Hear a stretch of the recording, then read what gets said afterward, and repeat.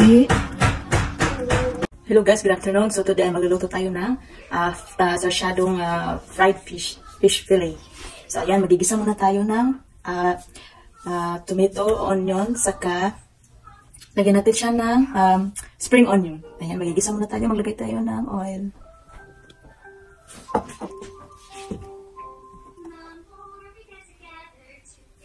So ito siya guys, naka-fry na siya. Ayan, fry ko na yan. Ayan. Tapos ko pa yan pinaray.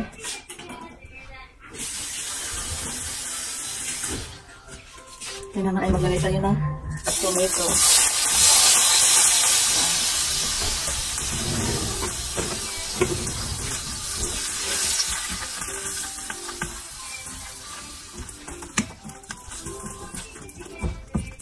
Sabay na rin natin itong onion.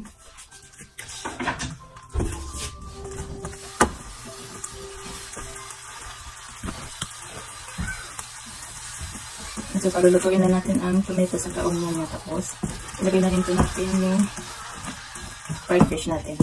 Ngayon naman, lagyan natin siya ng konting water. Pakuluin na natin ito. Tapos, lagyan natin ang ating fried fish. Tapos, lagyan natin ng itlog na binatil. Ayan, pakuluin na natin. So, ayun na, pakuluin siya guys. Lagyan natin siya ng condiments.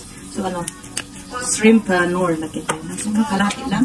Tapos, maglagay tayo ng oyster sauce. Konti lang.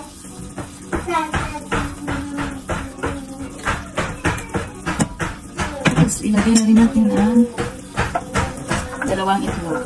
Ihuli na natin yung isda para hindi siya madurog. Kasi luto na yan.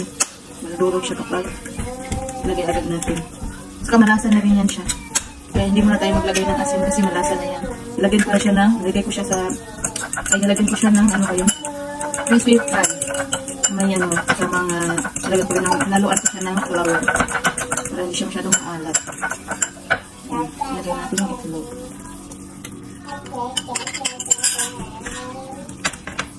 Saluin na natin.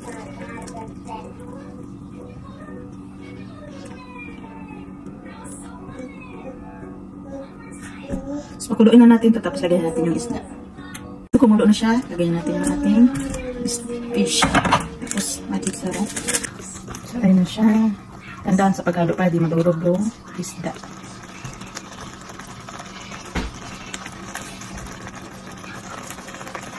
Pala natin siya ng kunting toyo.